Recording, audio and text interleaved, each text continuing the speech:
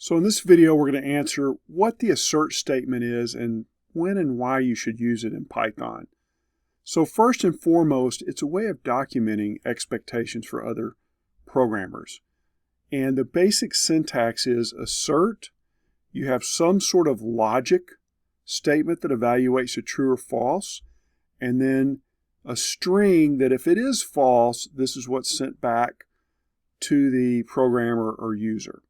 So here I've done factorial, and when it's 4, it's 24, but one of the things about factorial is it has to be 1 or higher. So it needs to be a positive integer for that to have any kind of meaning whatsoever.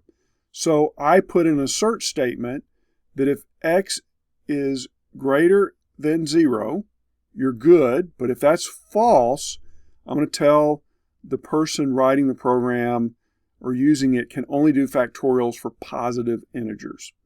And sure enough, when I call it with -1, it throws an assertion error saying can only do this factorials for positive integers.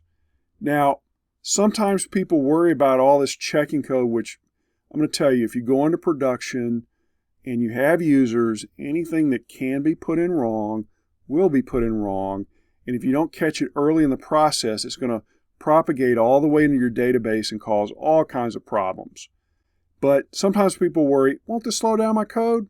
Well, you can run it with the -O for optimized to remove all these assert statements in production if that's important.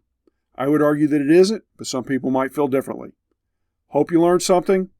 Smash that like button so I can help more people. Subscribe if you hadn't, and I'll see you in the next video.